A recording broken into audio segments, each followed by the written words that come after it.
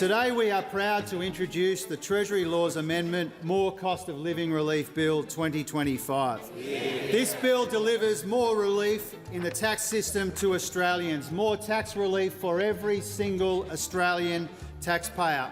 Every so often, parliamentary tactics can still be important.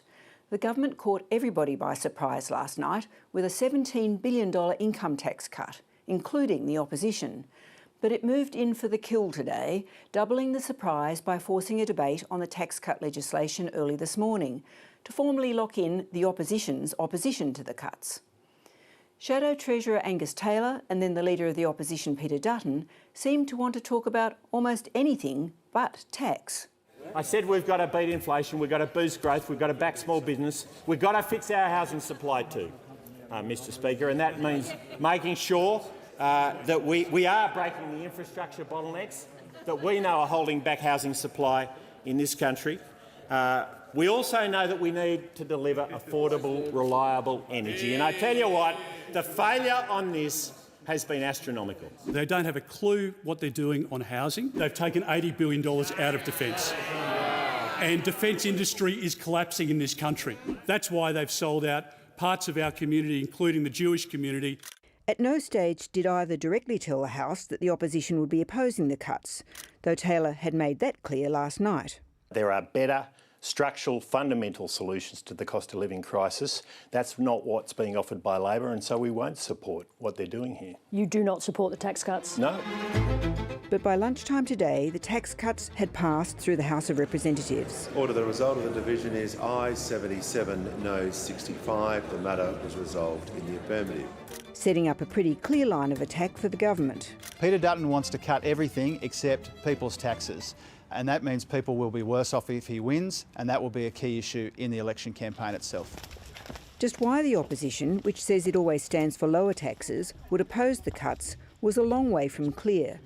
Peter Dutton was asked this morning whether voters would think the government's $10 a week tax cut was better than nothing. Well, there are a couple of things. I mean, one is what the interest cost is on further structural commitments in the budget and what it means in terms of inflation in the economy. Just note, the opposition leader is suggesting tax cuts funded by debt are inflationary, which would suggest the coalition wouldn't want to put forward their own tax cut proposal. I just wanted to get some clarity on personal income taxes. You're not in favour. You will not be offering personal income taxes as part of the election. That's not what I said. I said we will not be supporting what Labor has proposed in this budget, and that's what we're responding to tonight. Angus Taylor was last night suggesting that the coalition may have an alternative tax cut plan. This morning he was spotted in the Parliament House corridors talking about options.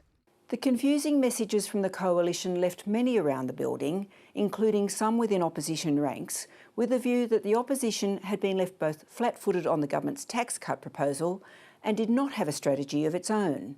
Instead, it seemed to be reduced to the odd disruption tactic. I draw attention to the state of the House. Is a quorum required? Please ring the bells for 4 minutes.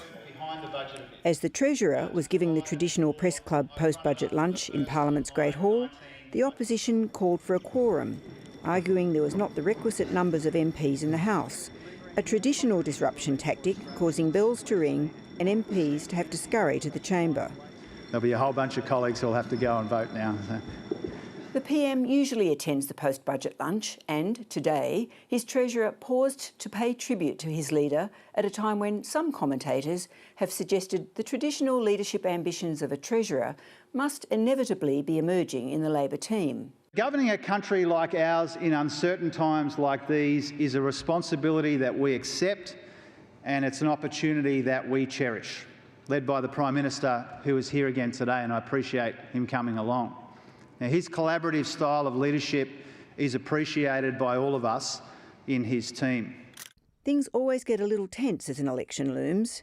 Peter Dutton has been facing his own internal problems in addition to the ones over how to respond to the budget, with stories being leaked yesterday about how he had lectured his party room against leaking stories. But more important than the personal pressures were the ones the Parliament was facing this afternoon, as everyone in the building realised this was the last sitting day of the Senate. there was some crucial legislation to pass, including that concerning the small business asset tax write-off for the current financial year. I just wondered if you could clarify for us the status of the instant asset write-off. If the legislation for this write-off was not passed today, businesses who have been investing all year in the expectation of being able to write off the investment for tax purposes would have found it was not actually law. The extension for the instant asset write-off that we've already budgeted for has been held up in the Parliament. We want to see that passed, and as the Prime Minister indicated earlier today, we'll have more to say about the future of the instant asset write-off in addition to that. The tax cuts legislation will also be debated tonight in the Senate, along with the budget supply bills, gender equality, free TAFE and highly contentious legislation designed to carve out the Tasmanian salmon industry from environment laws. The last night of sitting for the Senate in the 47th Parliament will be a very late one.